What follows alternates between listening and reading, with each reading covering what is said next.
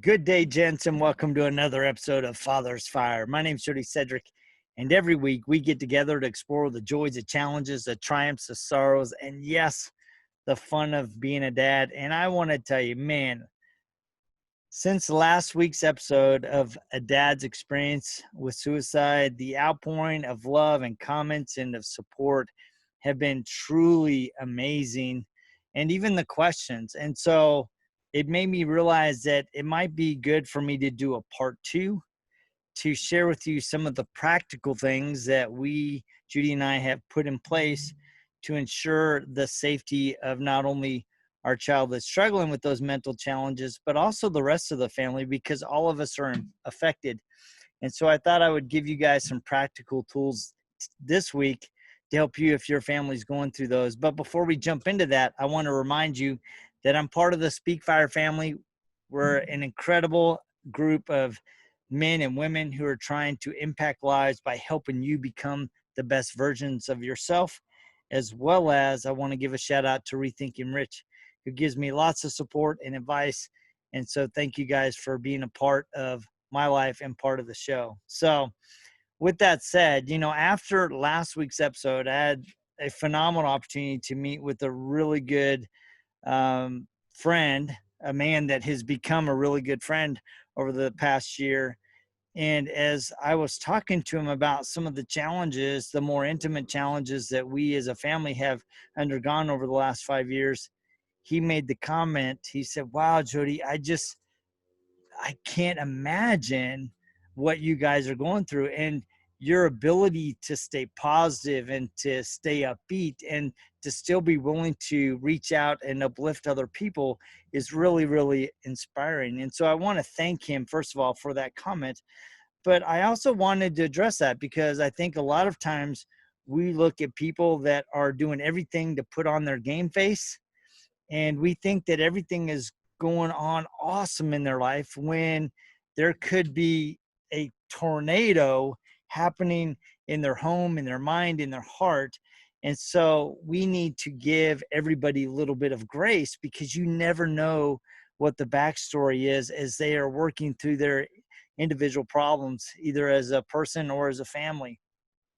It also made me realize too, as I've thought about this, that while there are phenomenal organizations and even toll-free numbers for the 1-800 hotline to help you through suicide, what I've realized, in at least in our experience, is that in the heat of the situation, you are not going to call the 1-800 number.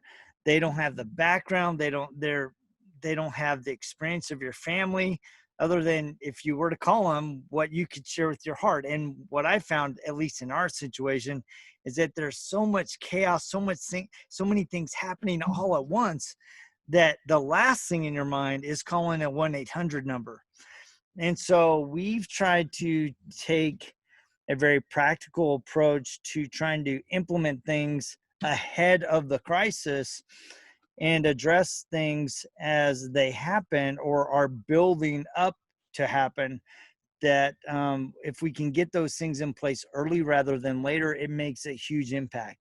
So let's talk about some practical tips. And last week I actually touched on this a little bit, and I think it's important that I revisit it. And especially if you're dealing with a family member that is prone to misuse medications or harm themselves by cutting or other more serious attacks on their physical body with knives or stuff, it is critical that you purchase safes and put those in your house. Now, we have a safe in our kitchen, we have a safe in our bathrooms, and each of those hold the knives and the medications.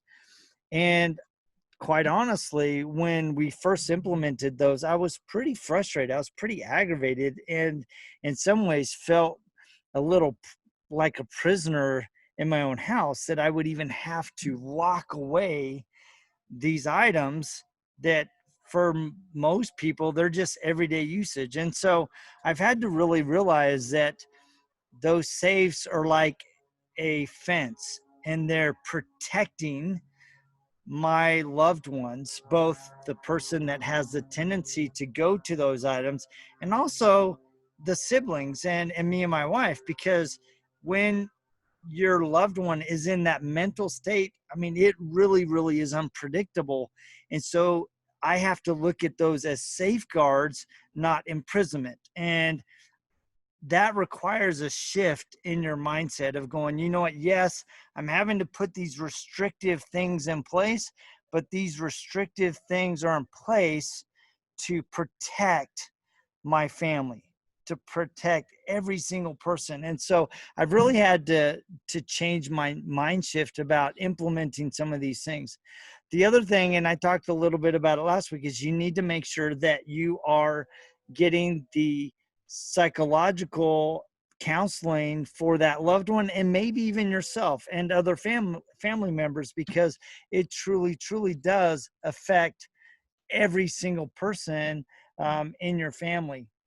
Now, one of the things that Judy and I have done, and I'm telling you, it has been a huge factor in our mental stability, our mental strength, is that every day Judy and I get up and we work out together.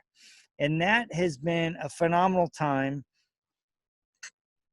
for us, not only to get in that physical activity to start our day, getting the body moving, to get the blood flowing, to get our mind reset. It's amazing what happens when you get those endorphins flowing, what they do to help you get into a mental and physical and emotional state to prepare you for that day. So that has been a really, really critical thing. And what's been amazing about that is we've also invited other people to be part of our fitness groups, and you can hear the planes flying overhead, so just ignore those. So but yes, having that physical activity really, really makes a big difference. And it doesn't have to be a significant amount of time. It can be 20 minutes or 30 minutes. And most of mine and Judy's workouts, they're exactly 30 minutes. And so we get up, and we get moving, and we inspire and talk to other people that are part of our challenge groups. And it really does make a significant impact. The other thing that we've done is we have, my wife takes ladies retreats. So we try to do it once a quarter, but it ends up most often being once every 6 months or so. But we try to do it once every 3 months. And Judy and my sister and a bunch of friends, they all get together and they go up to a cabin in McCall, or they go to one of the girlfriends' houses, and they just have a weekend together. They leave on a Friday and they come home Sunday night, and they do fun girly stuff. You know, they cook, they do their nails, they do pedicures and manicures, they do their hair, they talk, they commiserate, they laugh, they watch movies. And it's amazing what happens when my wife gets back on that Sunday, how rejuvenated and how fresh and how uplifted she feels. And you can see it in every bit of her countenance. And it's a great opportunity for her to not only reset her heart and mind, but also connect with other women that are her friends, her sisters, the people that she can really talk to on an intimate level, and just be a lady, just be a girl, and just have some fun together. And it's really, really important that you take that time for yourself. Now, what I've done is, so Judy and I get up every morning at 6. I actually get up at 5. So I get up an hour earlier to have my own personal and private devotional. And that time is absolutely amazing. I get up, I pray, I read the scriptures, I listen to inspirational messages, I listen to podcasts. And what's been a real blessing of late to me is my really good friend and mentor, Sean Hart, has been joining me a couple times a week, and he and I have a devotional together. And so we will open up the scriptures and we will pick one and we will just start reading them verse by verse and talking about how they touch our heart, the impressions that we receive, the things that are sparked in our mind about things that we can do, not only to grow personally, to grow personally, but also to help our families grow and to be the leaders in our family.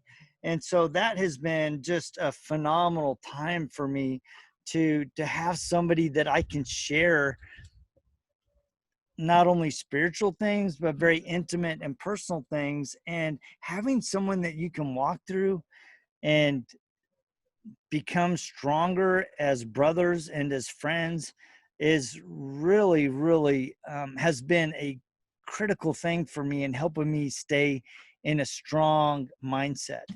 The other thing that has been absolutely phenomenal to me is I have two really good friends. I have Brent Cotter, Reed Young, who reach out to me almost every week.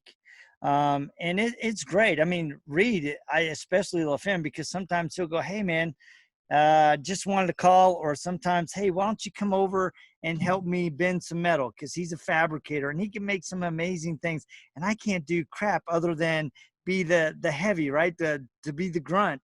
And just having that one-on-one, man-to-man time of working together. And other times we'll take our two-seater convertibles and we'll go drive behind each other on a windy road or down the freeway a little faster than we should. And having that time together really does help me stay in a good mindset, to have men that I can talk to and share in a, a non evasive way, but have a way in which I can go, "Man, these are the things that are really heavy on my heart. What are your thoughts?" And sometimes they may not necessarily know exactly what to say, but just being present makes a huge, huge difference. So I have to give them a mad shout out to them. And I appreciate the men that reach out to me. Even Leighton Anderson, he reaches out to me all the time. So I really appreciate their friendship and just being able to talk to them through some of the challenges that we've been going through as a family. I think the other thing that has really been critical for me to recognize and for my wife to recognize is that everyone deals with these challenges differently. And and we need to recognize that different is not bad, because you may be in an emotional place that is, more sensitive, that may, cause you to go inward and reflect. And like my wife, she has a tendency to be emotionally, no her she weighs her emotion sorry she wears her emotions through her tears. And she came to me and she's like, "Man, Jody," she goes, "why can't I just be like you? Why can't I not cry all the time?" And I'm listening to her. I'm like, "Look, sweetheart, just because you cry doesn't mean that you're weak. And it doesn't mean that I don't cry, because there's many times in the morning when I'm on my knees and I'm praying and I'm pouring my heart out to God, asking for strength and guidance and counsel and insight on how to handle these, that tears are not streaming down my face in anguish and in frustration and in loss.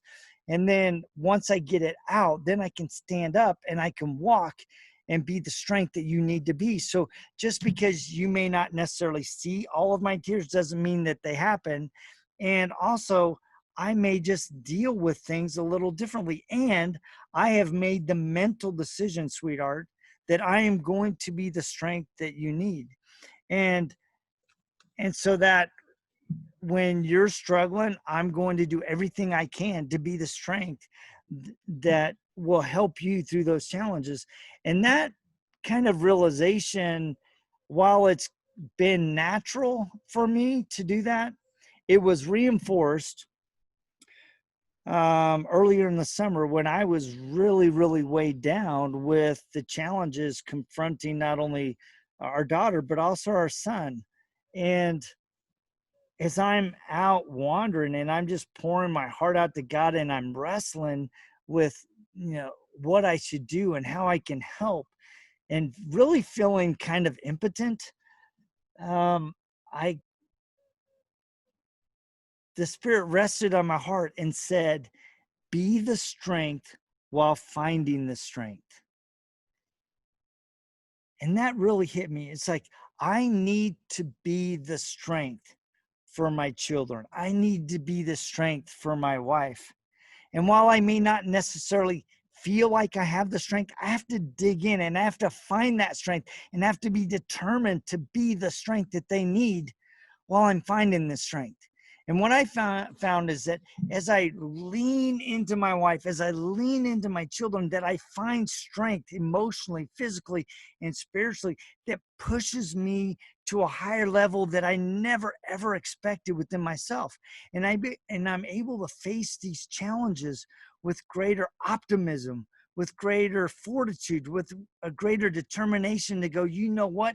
I'm going to look for those rays of sunshine beaming through the storm, and I'm going to cling on to those. And I'm also going to anchor my soul to the principles and the faith that I have that will keep me moving in the right direction.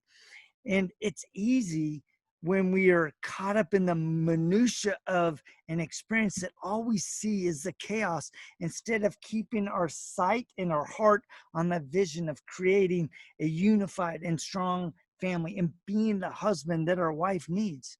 And when we keep our focus on that vision, all the minutia, yes, it's still there, but it kind of dissipates and we're able to see a greater picture. The other thing too is recognize that, especially if you have siblings of a child that has attempted suicide, that every one of your children are affected differently. Some of them may not want to talk about it. Others may carry it on their sleeves and be kind of frustrated and short and not really know what's going on. And others may want you to just go in and be with them and sit by them and go, hey, you know what's on your heart? I'm here with you. And this past weekend, I had a phenomenal opportunity to drive down to Salt Lake with my daughter, and we had the most amazing 2.5 hour talk where she just shared her struggles with what has been going on with her sister and how it has impacted her heart and how she's been frustrated and how she's been angry at seeing how we're treated and disrespected as parents. But yet she's like, I recognize that she's struggling, and so it's developed in me this empathy for her and for other people that are going through challenging times. And so recognize that every one of your children are going through this with you. They're going through it with their sibling. And what's been a huge blessing is, the older kids have been a real source of strength to the younger siblings because they can turn to them and go, hey man, can I talk to you? Man, I'm really struggling with the decisions they're making. And man, I'm watching what's happening with how they're treating mom and dad. And it's just frustrating. What can I do?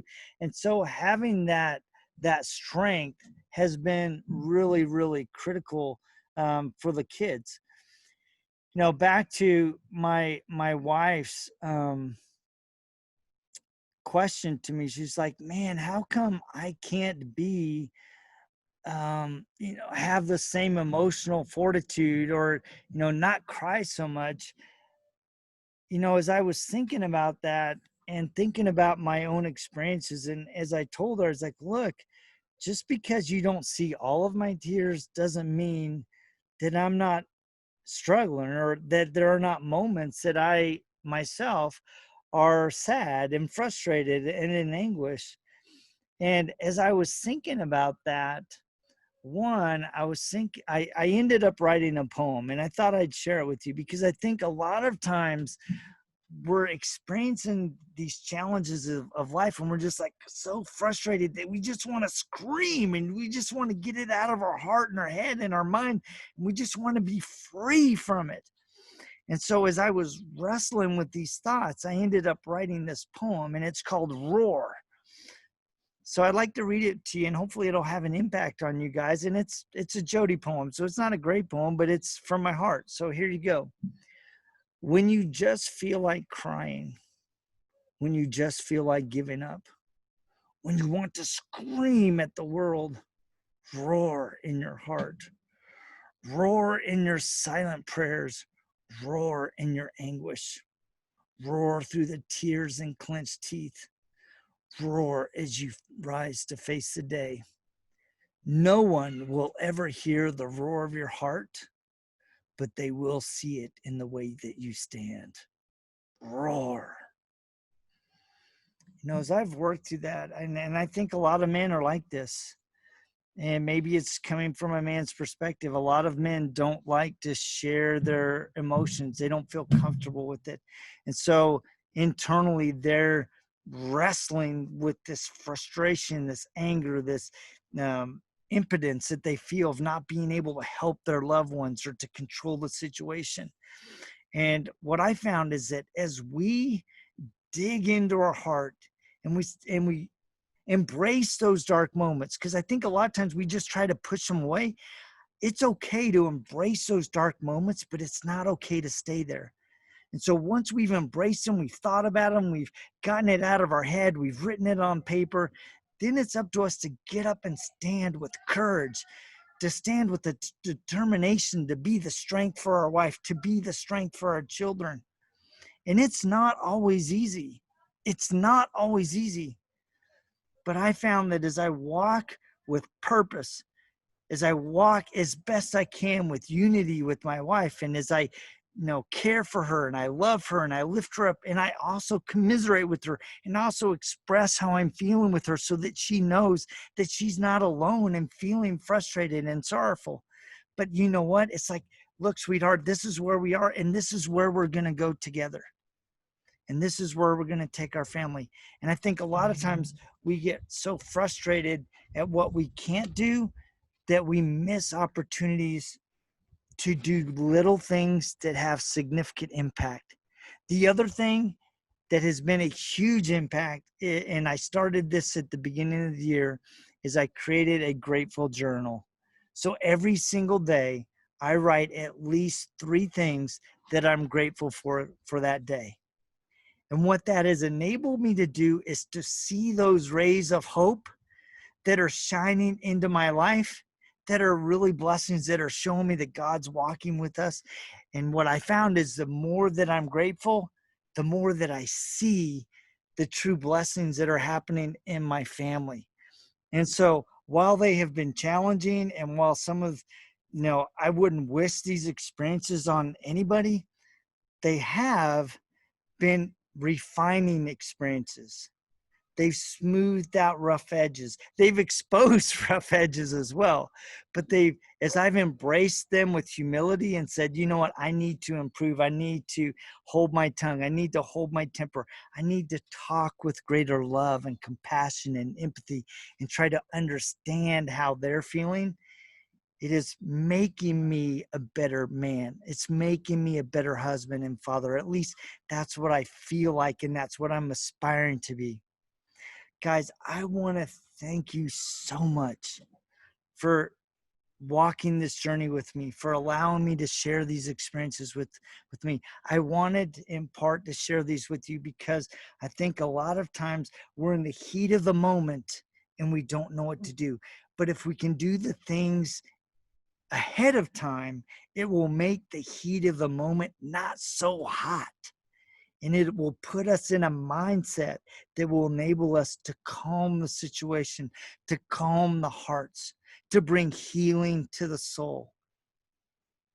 And then not only will our loved ones be blessed, but our entire family will be blessed. Thank you guys so much for joining me. I appreciate your insight, your comments, your love. If there's anything that I can do to help you, and if you're struggling with mental issues in your family, with your children, your wife, your uncle, whoever it is, if you want to just talk and have somebody that truly understands what it's like to walk these valleys, I'll walk with you. So please give me a shout. Shoot me a direct message. Send me an email, thefathersfire@gmail.com. I'd really appreciate if you would share this podcast with other people so that hopefully it will impact their lives and help them and give them some tools that will be an impact for them.